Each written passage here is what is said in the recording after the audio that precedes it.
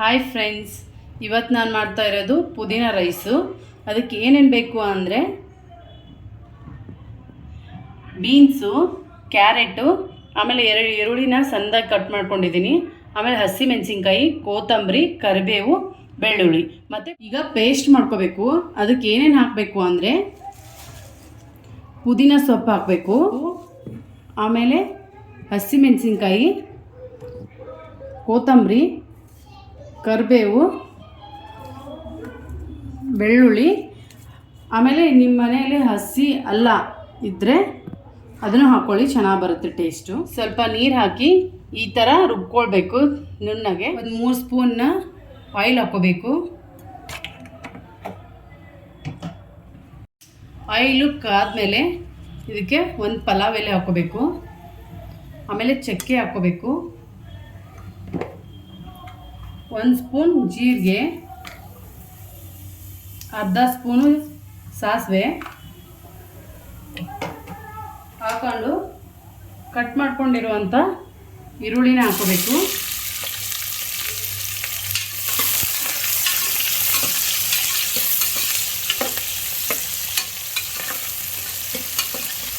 ಇದು ಸ್ವಲ್ಪ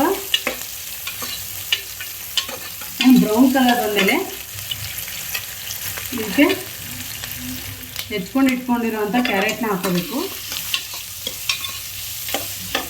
ಕ್ಯಾರೆಟ್ ಹಾಕ್ಕೊಂಡು ಆಮೇಲೆ ಬೀನ್ಸ್ ಹಾಕೋಬೇಕು.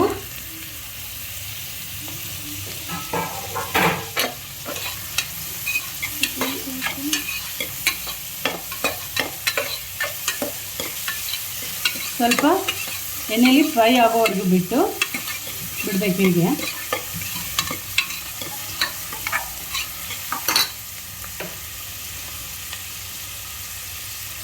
ಅರ್ಧ ಸ್ಪೂನು ಅರಿಶಿನ ಹಾಕೋಬೇಕು.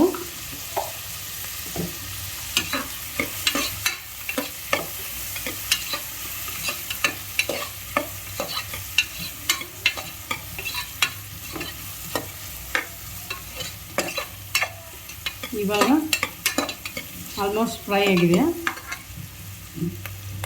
ಇದಕ್ಕೆ ರುಬ್ಕೊಂಡು ಇಟ್ಕೊಂಡಿದ್ವಲ್ವ ಪೇಸ್ಟು, ಅದನ್ನು ಹಾಕೋಬೇಕು.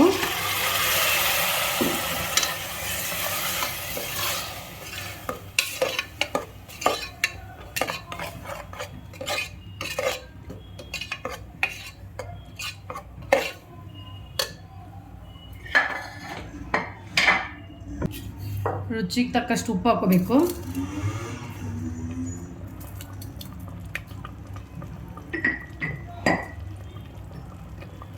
ಸಕ್ಕರೆನೋ ಬೆಲ್ಲನೋ ಸ್ವಲ್ಪ ಹಾಕೋಬೇಕು.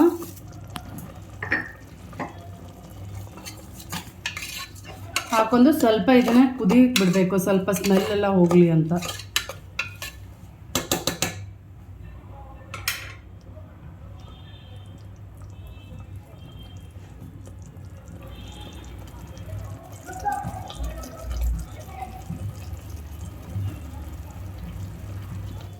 ನೋಡಿ, ಇದು ಈ ಥರ ಕುದಿ ಬಂದಮೇಲೆ ಇದಕ್ಕೆ ನಾನು 1 ಬೌಲ್ ಆಗುವಷ್ಟು, ನೀವು ಪುದೀನ ಸೊಪ್ಪು ತೊಗೊಂಡಿದ್ರೆ ಅದಕ್ಕೆ 2 ಬೌಲ್ ಆಗುವ ಅಕ್ಕಿ ತೊಗೊಳ್ಳಿ.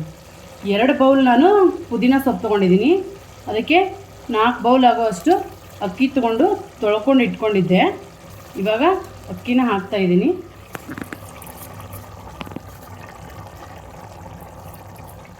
ಹಾಕಿ ಚೆನ್ನಾಗಿ ಒಂದು ಸರಿ ಮಿಕ್ಸ್ ಮಾಡ್ಕೊಳ್ಳಿ.